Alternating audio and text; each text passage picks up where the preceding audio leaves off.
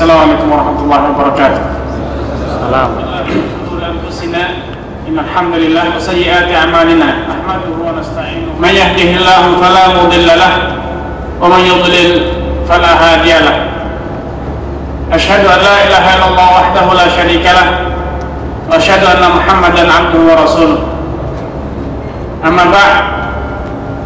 Alhamdulillah, kita panjatkan puji dan syukur kepada Allah Subhanahu wa taala yang atas nikmatnya lah kita bisa berkumpul di tempat yang semoga senantiasa mendatangkan keberkahan dan mendatangkan kerahmatan bagi kita semua. Salawat dan salam marilah kita senantiasa sanjungkan, kita aturkan kepada Rasulullah SAW yang telah mengajarkan agama ini, menyampaikan dakwah yang penuh dengan barakah ini kepada kita semua sebagai umatnya, sehingga setelah sekian abad kita masih mendapatkan syariat beliau, ajaran-ajaran dalam keadaan utuh murni, tidak lemah sedikit pun. Ikhwani fiddin azakumullah, seperti yang telah dikatakan oleh saudara pembawa acara, temanya adalah masalah berkah. Sebelum saya bicara lebih lanjut, saya peringati panitia agar segera sembunyi, karena mungkin ada yang akan nagih, mana pak berkahnya. Karena biasanya kan kata berkah itu adalah bungkusan isinya nasi atau kue. Jadi saya peringatkan panitia segera sembunyi, jangan-jangan nanti ada yang nagih berkat. Mana berkatnya pak? Katanya agar rezekinya berkat. Ternyata rezekinya berupa berkat katanya. Bukan itu maksudnya. Pemahaman tentang kata barokah di masyarakat kita telah dipelintir menjadi sebungkus Nasi. Subhanallah. Oleh karena itu, dikarenakan pemahaman berkah hanya sebungkus nasi, betul-betul kita tidak pernah mengerti apa itu barokah. Bahkan mungkin betul-betul tidak pernah merasakan, baik disadari atau tidak sadari, bahwasanya kita telah kehilangan barokah. Kenapa? Karena ambisi hanya sekedar mendapatkan berkah. Atau ada pemahaman lain tentang barokah, tentang berkat, yaitu yang sering dilakukan, yaitu cium tangan kiai, ngalah berkah katanya orang. Kiai ngalah berkah kiai. Kenapa? Saya besok mau ujian kiai, biar lulus ngalah berkah, minta diberkahi kiai. Kalau sudah lulus, katanya karena diberkahi kiai saya bisa lulus. Subhanallah. Pemahaman tentang berkat di masyarakat kita hanya ada dua, yaitu berkat yang isinya nasi atau berkat tangan kiai. Makanya betul-betul hidup kita jauh dari keberkahan. Oleh karena itu, pada kesempatan ini saya mengajak diri saya dan kawan-kawan semuanya untuk kembali merenungkan apa itu berkah dalam hidup. Apa itu rezeki yang berkah? Apakah hanya datang ke kiai dengan mengatakan atau cium lututnya, cium tangannya kiai ngalah berkah, atau datang ke kuburan dengan mengatakan ngalah berkahnya wali songo misalnya, atau yang lainnya? Nah, pada kesempatan ini saya telah menyiapkan sebuah makalah, insya Allah bagi yang menginginkan bisa didapatkan di panitia dengan tentunya konsekuensi fotokopi sendiri, karena itu bukan bagian dari berkah, bukan berkat itu maksudnya, karena mereka tidak menyediakan sehingga tidak bisa diberkat. Nah, kalau ditinjau dari sisi bahasa Arab, kata barokah, kata ulama artinya adalah an-nama wa ziyadatu wad dawam. Itu sesuatu yang senantiasa berkembang, senantiasa tumbuh, membanyak, dan kontinu, dawam, terus menerus. Itulah namanya barokah, itulah namanya berkah. Jadi kalau berkat yang tadi digambarkan adalah bungkusan nasi, itu tidak berkat pak. Kenapa? Karena besok pagi udah basi. Padahal definisinya barokah adalah dawam, terus menerus. Pak ini besoknya basi. Nah itu secara bahasa seperti itu. Nah kalau kita tinjau dari sisi syariat, maka di dalam metode pemahaman atau memahami suatu istilah Maka para ulama menyebutkan biasanya pemahaman secara syar'i itu lebih khusus atau sama dengan pemahaman secara bahasa. Sebagai contoh adalah pembahasan kita ini, yaitu kata barokah. Tadi setelah saya sebutkan bahwasanya barokah itu artinya adalah an-nama, sesuatu yang berkembang, sesuatu yang beranak piak, menjadi banyak dan dawam, terus menerus, jadi kekal. Demikian juga barokah dalam pemahaman syariat. Nah, untuk memberikan gambaran singkat tentang keberkahan harta benda, keberkahan rezeki, karena itu tema kita hari ini, saya akan menyebutkan beberapa contoh nyata yang telah Allah sebutkan dalam Al-Quran dan hadis tentang bukti dan wujud nyata dari keberkahan suatu harta, keberkahan rezeki. Allah Subhanahu wa taala telah berfirman tentang air hujan. Allah menyatakan wa nazzalna minas samai ma'an mubarakan, dan telah kami turunkan dari langit air yang mubarak, diberkahi. Fa'ambatna bihi, kemudian dengan air tersebut kami tumbuhkan jannat. Yang ngerti bahasa Arab, jannat itu istilah jamak, banyak artinya taman-taman. Wa habbal hasid, dan biji-bijian yang segera diketam, segera dipanen. Wan nakhla basiqat, kata Allah, dan pohon-pohon korma yang tinggi-tinggi. Artinya bisa dibayangkan kalau sesuatu tinggi itu semenjak kecil berbuah, semenjak kecil disenangi oleh pemiliknya. Karena kalau tidak berbuah akan segera dipotong. Pohonnya cacat akan segera dipotong. Akan kalau dikatakan basiqat, tinggi, itu menunjukkan bahwa semenjak tumbuh pohon tersebut disukai oleh ahli penanamnya. Kenapa demikian? Karena mendatangkan keuntungan, mendatangkan buah.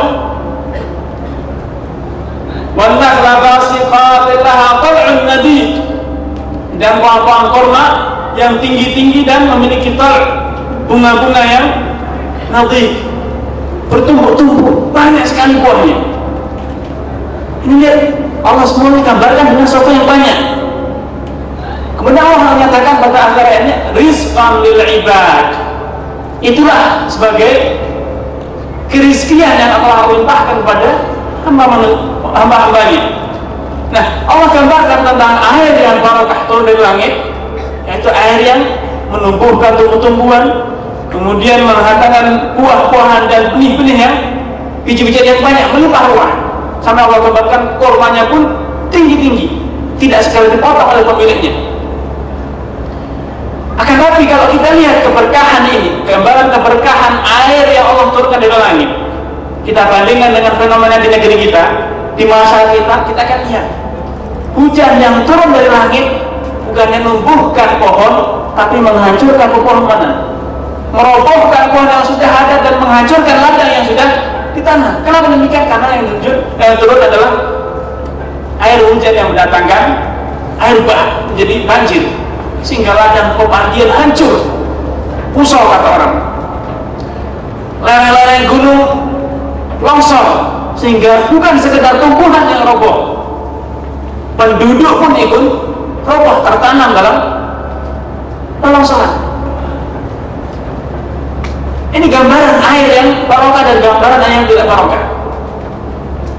Padahal semua orang mendambakan untuk mendapatkan hujan, akan tapi ternyata hujan yang datang malah menjadi petaka bagi kita. Kita ingat kemarin di Jakarta, bagaimana ketika turun hujan seluruh penduduk Jakarta kebingungan. Kenapa? Karena kebanjiran. Bukannya numbuhkan padi, bukannya numbuhkan pepohonan, bukan numbuhkan biji-bijian, akan tapi justru malah menghancurkan semua. Sampai yang sudah dipanen pun ikut ludes. Kenapa demikian? Karena air yang turun sudah tidak barokah. Kemudian contoh selanjutnya tentang keberkahan, gambaran keberkahan dalam rezeki. Tatkala Allah Subhanahu wa taala menyebutkan, Rasulullah SAW menyebutkan tentang kisahnya Nabi Isa kelak sebelum bangkit hari kiamat. Nabi Isa akan turun dari langit dunia dan akan hidup kembali bersama umat manusia di bumi ini. Pada akhir kisahnya Rasulullah menyebutkan yuqalu lil ard, Allah akan perintahkan kepada bumi, ambiti tamarataki, wahai bumi, kembali tumbuhkanlah biji-bijianmu, buah-buahanmu. Waruddi barakataki, wahai bumi, dan kembalikanlah keberkahan yang ada pada dirimu. Kemudian Rasulullah SAW sebutkan gambaran nyatanya. Hatta innal fi'ama minan nas, sampai-sampai dikatakan barokah yang banyak, sekelompok manusia yang banyak sekali, ya'kuluna minal rummanah, mereka semua berduyun-duyun rame-rame kumpul hanya untuk makan satu buah delima. Sekarang 10 buah delima dimakan oleh satu orang kurang. Akan demikianlah tatkala Allah SWT telah mengembalikan keberkahan bumi, satu buah delima akan dimakan oleh ratusan orang. Wa yastadilluna bikihfiha, dan mereka akan bernaung dengan kelopak kulit delima. Subhanallah, keberkahan. Bukan sekedar dimakan, kulitnya pun untuk berteduh sekian banyak orang, ratusan orang. Fi aminan nas wa yubaraku fir rizq, dan air susu binatang diberkahi. Hatta innal libhata, sampai-sampai satu kali perasan onta akan diminum oleh qabilah minan nas, satu qabilah. Sekarang kalau antum ingin tahu, tanya orang Arab, anggota qabilah, salah satu qabilah saja, Qahtani misalnya, ada berapa ribu orang, itu ternyata mereka akan cukup dan semuanya akan minum dari susu yang hasil satu perasan. Dan satu peras susu kambing, kata Rasulullah, akan diminum oleh satu fasil, satu kelompok dari suatu kabilah. Subhanallah, itulah gambaran tentang keberkahan rizki, yaitu rizki yang sedikit mencukupi kebutuhan yang banyak. Sekarang gambaran kita sendiri, diri kita sendiri. Kita di sini minimal masing-masing mendapatkan gaji paling tidak 800 real. Coba tanyakan pada diri sendiri, gaji segitu kalau dinominasikan dalam rupiah sudah 1,5 juta lebih. Akan tapi cukup tidak untuk kebutuhan kita sendiri, apalagi untuk keluarga. Selalu kita mengatakan 400 kurang, mas. Saya ngirim sebulan, akhir bulan masih utang. Bukan sekitar cukup, utang. Kenapa demikian? Karena dikhawatirkan gaji yang kita terima, rezeki yang kita dapatkan telah hilang darinya keberkahan. Setelah Allah angkat keberkahan dari rezeki kita, makanya yang banyak pun, bahkan yang gajinya mungkin 15.000, 20.000, masih juga merasa kurang, tidak pernah merasa puas, dan bahkan masih juga kekurangan, betul-betul kekurangan sampai dia harus utang-utang. Itulah gambaran tentang rezeki, yaitu harta yang sedikit, rezeki yang sedikit mampu mencukupi kebutuhan yang banyak sekali. Ini gambaran tentang makna rezeki, fenomena rezeki dalam keberkahan dalam rezeki. Pernah dikisahkan suatu kisah oleh Aisyah radhiyallahu taala anha. Suatu saat Rasulullah SAW sedang duduk-duduk bersama sahabatnya, 6 orang. Jadi 7 orang bersama Rasulullah SAW. Mereka sedang makan suatu makanan. Tiba-tiba datang seorang Arabi, seorang Badui, dan makanan Rasulullah dan beserta ke-6 sahabatnya ini disantap dalam 2 kali suapan. Plong-plong, hilang semua habis. Semua tercengang. Melihat kenyataan seperti itu, Rasul menyatakan, ama innahu, ketahuilah, seandainya laukana dzaka Rasulullah, seandainya dia tatkala memakan itu baca bismillah, lakafakum, niscaya makanan tadi akan mengenyangkan kalian semua. Artinya 7 bersama 1 orang Arab ini jadi 8. Tapi ternyata karena tidak ada barokah, dihilangkannya barokah, makanan 8 orang hanya dimakan oleh 1 orang, dan itu pun dalam 2 kali suap. Itu gambaran tentang peran keberkahan dalam rezeki seseorang. Mungkin ada yang bertanya, gimana Pak Ustaz? Kalau saya sudah dapat harta gaji sebulan 20.000, ya otomatis kan saya bisa beli makanan, beli pakaian, beli mobil, beli rumah, macam-macam, cukup akan kecukupan semua. Maka itulah gambaran-gambaran orang yang belum pernah hidup di masyarakat, yang hidup di alam mimpi. Seandainya kita bandingkan kisah-kisah yang telah saya sebutkan tadi itu, ayat yang telah saya bacakan tadi dengan fenomena yang ada di masyarakat, kita akan tahu ternyata seperti yang dikatakan oleh Syafi'i tadi. Contohnya, hartanya beli rumah akan, tapi dia tidak bisa mendapatkan manfaat sedikit pun. Yang kena gula, yang sakit ini, yang sakit itu, serba pantangan, sehingga betul-betul dia tidak mendapatkan manfaat dari rezeki yang dia peroleh. Atau bahkan sekian banyak harta yang dia peroleh, seperti yang dikatakan Rasulullah SAW, innar riba wa in kathur, semuanya riba walaupun banyak jumlahnya, akibatuhu ila qal, maka pasti akan menjadi sedikit.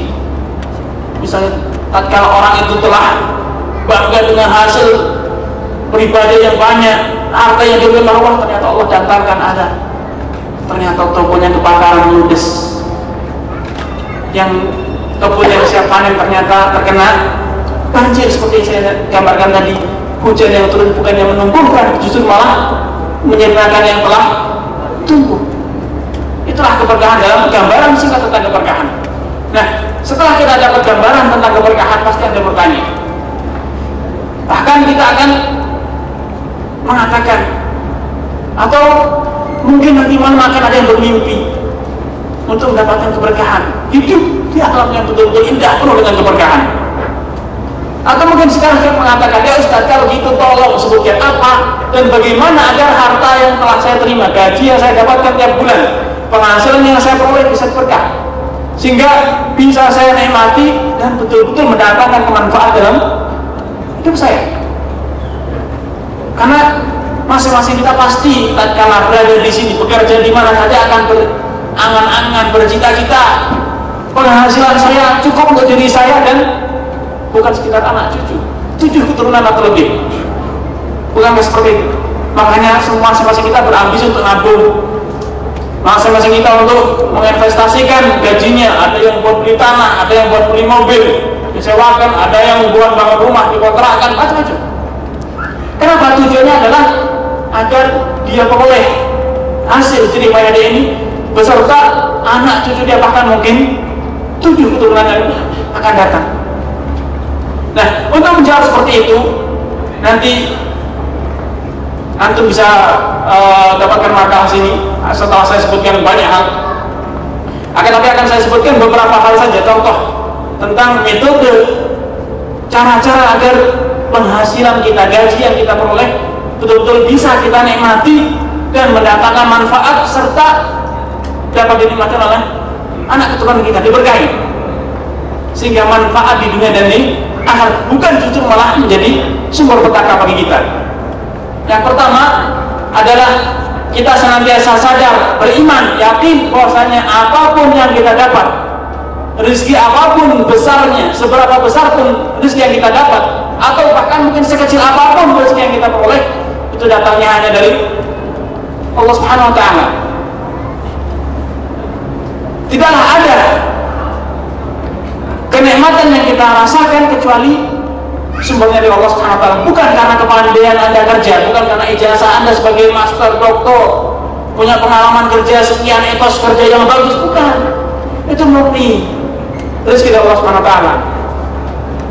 Karena seandainya Allah Subhanahu wa Ta'ala itu membagi atau menurunkan rezeki berdasarkan kepandaian dan kecerdasan, nescaya himar tidak akan pernah hidup di dunia ini.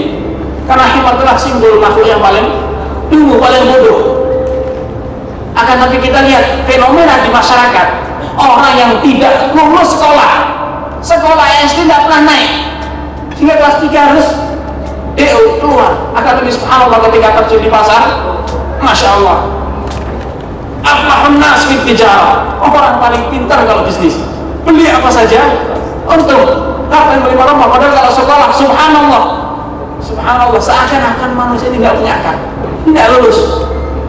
Akan tapi ada orang yang kalau sekolah, Masya Allah, tidak ada suatu ilmu pengetahuan kecuali seakan-akan ditelan bulat-bulat, dipahami, dikuasai, dia lulus sekolah semua dengan predikat yang betul-betul memuaskan, kumlaut kata orang. Akan tapi sekarang kalau dia terjun ke pasar, subhanallah, kayak nggak pernah ngerti itu dengan 1 kali 2 100 tambah 100 ketemu 200. Dia pernah untung kalau dia bisnis. Makanya itu rezeki itu bukan karena kepandaian, bukan karena keahlian kita, akan tapi dari Allah Subhanahu wa taala. Allahumma inni asbahtu, kata Rasulullah dalam sebuah doanya, wa ma bi min ni'mah. Ya Allah, aku berada di masa pagi dan tidaklah ada sedikit pun kenikmatan yang ada pada diriku kecuali faminka wahdaka la syarika lak, hanya darimu ya Allah. Inilah metode pertama agar rezeki kita barokah, yaitu senantiasa kita sadar bahwasanya hasil yang kita peroleh berapapun jumlahnya telah datang dari Allah Subhanahu wa taala. Kenapa harus demikian? Ingat seperti yang kisah disebutkan oleh Ustaz Syakir tadi, yaitu makhluk Allah Subhanahu wa taala yang pernah kaya raya sampai gambarannya digambarkan dalam Al-Qur'an, kunci gudang hartanya itu, Pak, kalau bukan onta yang kuat tidak akan mangkat, tidak akan bisa membawa. Saking banyaknya gudang yang dimiliki untuk menyimpan hartanya, yaitu Qarun. Wa inna mafatihahu latanu bihi ulul usbah. Dan kunci gudangnya itu tidak bisa diangkat oleh manusia. Gagah perkasa tidak bisa diangkat, saking banyaknya kunci. Akan tapi subhanallah, rezeki yang banyak seperti itu tidak barokah. Justru itulah sumber azab yang menimpa dia, itu dia ditelan oleh bumi. Karena demikian Allah kisahkan sebabnya, yaitu ketika dia mengatakan innama utituhu ala ilmin indi, sungguhnya rezeki ini saya peroleh karena saya pintar, saya pandai bisnis, saya punya pengalaman. Innama utituhu ala ilmin indi, saya yang berhasil, bukan karena Allah. Kenapa engkau wahai Musa menyuruh saya sedekah? Kenapa engkau harus menyuruh saya untuk mengingat Allah, beriman kepada Allah? Itu adalah keahlian saya, pengalaman kerja saya. Saya kerja di Saudi puluhan tahun, saya bisa mengumpulkan sekian juta. Kalau saya tidak kerja sekian tahun, tidak akan saya dapat. Bukan itu. Betapa banyak orang yang sudah puluhan tahun bahkan sampai mati di sini tidak mendapatkan apa-apa, karena memang rezeki itu dari Allah. Makanya cara pertama yang harus kita lakukan agar rezeki kita barokah adalah senantiasa sadar bahwasanya adalah kenikmatan dari Allah, bukan karena kehebatan kita. Makanya Allah SWT telah menceritakan tentang kisahnya Qarun, mengatakan awalam ya'lam, apakah Qarun tidak tahu, tidak beriman bahwasanya Allah telah menghancurkan orang-orang yang sebelum kaum sebelumnya lebih perkasa, lebih kaya, lebih hebat. Inilah metode pertama, itu kita beriman. Dan kisah A'rabi tadi, orang yang Badui tadi yang makan Rasulullah SAW dalam 2 kali suapin, itu contoh nyata lain tentang metode keberkahan dengan beriman kepada Allah SWT, yaitu untuk senantiasa ingat sebelum kita menggunakan nikmat. Sebelum kita makan, kita mengingat bismillah dengan menyebut nama Allah. Ingat Allah, inilah nikmat dari Allah, saya bisa dapat makanan ini. Inilah nikmat dari Allah, saya bisa mendapatkan pakaian ini. Nikmat dari Allah SWT, saya mendapatkan rumah ini. Nikmat dari Allah SWT, saya mendapatkan istri. Makanya tatkala orang Arab itu lupa akan Allah SWT, Allah hapuskan berkahnya, sehingga makanannya hanya cukup untuk 8 orang, disantap 1 orang pun kurang. Ini metode pertama tentang cara agar kita mendapatkan rezeki yang peroleh, atau dengan kata lain agar rezeki yang telah kita peroleh diberikan Allah Subhanahu wa taala. Kemudian yang kedua adalah dengan cara menggunakan rezeki kita yang telah kita peroleh atau yang sedang kita perjuangkan untuk diperoleh untuk menunjang ibadah kepada Allah Subhanahu wa taala, untuk menunjang tercapainya tujuan utama kita ada di dunia ini, yaitu berbakti kepada Allah Subhanahu wa taala. Tadi Ustaz Syakir telah menyebutkan secara ringkas tentang kisahnya salah seorang anak kecil yang disebutkan dalam surat Kahfi. Tahukah Anda bahwasanya ketika Allah SWT mengisahkan kisah anak tersebut, yaitu tatkala ada sebuah dinding yang hendak roboh, kemudian oleh Khidir ditegakkan kembali, alasannya adalah karena Khidir ingin agar harta yang tersimpan di bawah dinding tersebut tidak ketahuan oleh orang. Kenapa demikian? Apa alasannya? Kenapa Khidir melakukan hal itu? Kenapa Allah Subhanahu wa taala memerintahkan Khidir dan Musa alaihissalam untuk menegakkan dinding tersebut? Karena wa kana abuhuma salihah. Dikarenakan bapaknya adalah orang yang saleh. Makanya hartanya pun walaupun tidak dijaga, bukan sekedar satpam yang jaga apa, akan tapi seorang nabi dan abd saleh diutus untuk menyimpankan harta tersebut. Disebut oleh ulama tafsir bahwasanya orang yang dinyatakan Allah Subhanahu wa taala abuhuma salihah, bapak ini yang dilihat Allah sebagai bapak yang saleh ini ternyata adalah kakek ketujuh, Pak. Bukan bapaknya langsung. Itu adalah peninggalan bapak anak tersebut, akan tapi yang soleh adalah kakeknya yang ketujuh, bukan bapaknya. Coba antum lihat keberkahan atau dampak dari kesolehan seorang, amal soleh seorang masih bisa dirasakan oleh cucu keberapa, Pak? Ketujuh. Sekarang antum dan kita semua yang ada, bahkan umat manusia di dunia ini masih bisa merasakan keberkahan amal soleh suatu keluarga, yaitu Nabiullah Ibrahim dan anaknya Ismail. Silakan antum ke Mekah, di sana ada apa? Sumur Zam-Zam. Antum masih bisa merasakan dampak dari keberkahan suatu keluarga yang benar-benar beriman kepada Allah Subhanahu wa taala, menjalankan syariatnya, menjalankan ketaatan kepadanya. Subhanallah, sampai sekarang yang dulu di Mekah tidak ada apa-apa, tidak ada air, tidak ada sumber mata air, ternyata Allah keluarkan. Pertama adalah untuk menghidupkan Ismail agar tidak binasa. Kenapa? Karena dia orang yang saleh, anaknya orang yang saleh, dan ternyata keberkahan ini masih dirasakan oleh umat manusia.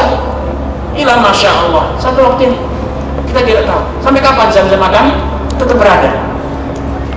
Itulah keberkahan. Makanya tatkala kita di sini, masing-masing kita pasti bercita-cita, saya ingin mengumpulkan modal untuk apa? Untuk usaha. Guna apa? Untuk ada yang macam-macam alasannya, untuk menyekolahkan anak, agar nanti kalau saya sudah tua saya bisa membiayai anak, bisa mendirikan rumah, macam-macam alasannya. Maka ingat, semuanya tidak mungkin tercapai kalau kita tidak mendapatkan keberkahan dari Allah Subhanahu wa taala. Maka marilah dari kesempatan ini, semenjak detik ini, kita melanggengkan rezeki kita, penghasilan kita, gaji kita yang telah kita peroleh dengan cara kita beramal soleh. Niscaya Allah akan beri keberkahan pada harta yang telah kita peroleh, dan Allah akan jaga anak keturunan kita. Dikisahkan oleh para ulama ahli tarikh, Umar bin Abdul Aziz rahimahullah taala, salah seorang khalifah, semua kita dah mendengar namanya. Akan tapi kalau banyak dari kita yang tidak pernah membaca sejarahnya. Dikisahkan tatkala beliau tidak meninggal, dalam keadaan sakaratul maut, ditegur oleh salah seorang penasihatnya, ya Amirul Mukminin, wahai Amirul Mukminin, ala tusi, tidakkah engkau berwasiat kepada anak-anakmu, untuk anak-anakmu ini diwasiati agar pulang dapat harta sekian, pulang sekian. Tatkala seperti itu, rasa iba sebagai seorang ayah, rasa kisah sebagai seorang ayah terketuk. Maka dipanggil anak-anaknya, wahai anak sini semua, disuruh kumpul. Tatkala anak Umar bin Abdul Aziz telah kumpul semuanya, maka Umar bin Abdul Aziz pandangi satu persatu anak muka anak, dilihat satu-satu. Setelah dilihat, keimanan dan ketakwaan Umar bin Abdul Aziz kembali bangkit dan berkobar dan mengatakan, wahai nak, kalian ini satu dari dua orang. Kalau kalian orang soleh, pasti Allah tidak akan sia-siakan kalian. Allah akan jaga kalian. Allah ya tawalla ibadah salihin. Allah telah yang menjadi pembela, penjaga hamba yang saleh. Tapi kalau engkau anak yang fajir, maka la u'inu ala fujuri, aku tidak akan rela membantu kefajiran, tidak rela meninggalkan warisan, dan kemudian akan kalian jadikan sebagai alat untuk bermaksiat pada Allah, sebagai sarana untuk berbuat maksiat. Subhanallah, demikian ketakwaan dan keimanan Umar bin Aziz. Disebut oleh para ulama bahwasanya tatkala anaknya dewasa, subhanallah, masing-masing mereka mampu membiayai 70 orang untuk berjihad di jalan Allah. lengkap, kuda, persenjataan dan bekalnya. Kenapa? Karena Allah yang telah menjaga orang-orang yang saleh, sehingga tanpa perlu meninggalkan harta benda, Allah akan berikan dia harta benda yang bisa digunakan untuk menghidupi keluarga tersebut. Akan dikembalikan betapa banyak khalafah Bani Umayyah yang disebut para tabi'in yang meninggalkan harta melimpah ruah, harta warisan. Akan subhanallah tatkala anaknya dewasa, semuanya banyak yang menjadi pengemis.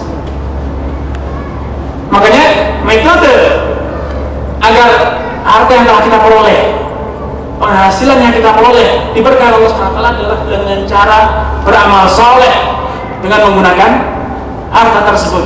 Nah, di antara amal soleh yang paling utama agar rezeki kita barokah adalah dengan sedekah. Karena Rasulullah SAW pernah mengisahkan dalam sebuah hadisnya, bahwa setiap pagi hari, setiap kali matahari terbit, niscaya Allah SWT akan memerintahkan dua malaikat untuk turun ke bumi. Yang satu akan mengatakan, Allahumma ati munfiqan khalafan, ya Allah, berikanlah orang yang bersedekah itu khalafan, pengganti, lipat gandakanlah hartanya. Wa ati mumsikan talafan, dan berikanlah, timpakanlah kepada orang yang kikir tidak mau bersedekah, talafan, kebinasaan. Kita sudah bisa bayangkan, kalau yang berdoa adalah malaikat, kira-kira apa yang akan dilakukan Allah SWT? Tidak ada lain kecuali akan dikabulkan. Makanya hendaknya harta yang kita peroleh, yang telah kita dapatkan, betul-betul menjadi penunjang tercapainya keberkahan hidup kita, yaitu dengan cara kita sedekahkan. Yamhullahu riba wa yurbi as-sadaqah. Allah akan menghapuskan, melumatkan riba dan akan melipat gandakan sedekah. Dan dalam hadis lain Rasul menyatakan, ma naqasat sadaqatun min mal. Ketahuilah bahwasanya sedekah tidak akan mengurangi harta kalian. Kenapa demikian? Kata para ulama, dikarenakan tatkala orang yang memiliki harta itu mensedekahkan sebagian hartanya, maka Allah akan gantikan dengan Allah turunkan keberkahan pada harta tersebut, sehingga tidaklah harta yang dimiliki kecuali akan berguna dan akan berkembang terus. Allah akan lipat gandakan, sehingga betul-betul harta tersebut mana kosong, tidak kurang sedikit pun. Dan fenomena di masyarakat itu sebagai salah satu buktinya. Kita dapatkan orang yang rajin sedekah tidak menjadi miskin. Tidak ada orang di dunia ini yang miskin karena apa? Karena sedekah. Akan tapi fakta di masyarakat membuktikan bahwasanya orang yang banyak sedekah betul-betul barokah hartanya, disayang orang. Dia tidak di rumah pun rumahnya dijaga oleh orang, tidak ada pencurian. Barang kata kenapa? Karena tetangga kanan kiri semua menjaga rumahnya, tidak perlu penjaga. Bahkan tatkala orang tahu bahwa pedagang ini rajin sedekah, maka orang berbondong-bondong milih barang tersebut. Kenapa? Karena Allah telah turunkan keberkahan. Tidak usah orang disuruh datang, Allah akan datang tatkala dia tahu bahwa saudaranya sedekah. Makanya penting sekali bagi kita untuk mempelajari, membaca, mengetahui bagaimana caranya agar diri kita, keluarga kita, dan secara khusus harta yang telah kita miliki, gaji yang kita dapatkan, Allah berkahi. Nah, itu saya anjurkan nanti yang hadir di sini menghubungi panitia untuk mendapatkan berkah, yaitu memfotokopi makalah yang saya telah siapkan, agar metode-metode untuk mendapatkan keberkahan itu kita pahami, dan kemudian kita berusaha dan memohon kepada Allah SWT untuk menerapkan metode-metode tersebut, sehingga benar-benar kita keluar dari sini membawa berkat, bukan sebungkus nasi dan juga bukan mencium tangan ustaz yang ada di sini, akan tapi betul-betul kita membuka lembaran baru hidup yang penuh barokah. Harta yang kita peroleh barokah, gaji yang kita dapatkan betul-betul bermanfaat bagi kita, dan seperti yang Allah kita kisahkan, anak keturunan kita bukan hanya sekedar anak yang kita lahirkan, akan tapi mungkin 7 atau 9 keturunan atau bahkan seterusnya keturunan kita. Ini yang bisa saya sampaikan. Wallahu ta'ala alam. Dan karena memang waktunya sempit, saya ringkaskan sedemikian rupa. Bagi yang ingin membaca dan lebih panjang, silahkan untuk kopi makalah yang ada di panitia. Semoga dengan memotong maka tersebut betul-betul akan pulang membawa berkah, bukan sebungkus nasi yang tapi keberkahan yang ada pada diri Anda dan pada harta dan keluarga Anda. Kalau ini yang bisa saya sampaikan, dan mohon maaf kalau ada kekurangan. Dan saya sadar bahwasanya saya yang bicara tentang barokah ini ternyata banyak yang belum barokah. Makanya satu hal yang lupa saya sampaikan, yaitu hendaknya kita tidak pernah melupakan untuk senantiasa mengangkat yang ringan ini, Pak. Kedua tangan kita memohon agar diri kita, harta kita, keluarga kita, waktu kita, umur kita diberikan Allah SWT, sehingga betul-betul semua hal tersebut mendatangkan manfaat, bukan malah mendatangkan petaka dan laknat bagi kita. Assalamualaikum warahmatullahi wabarakatuh.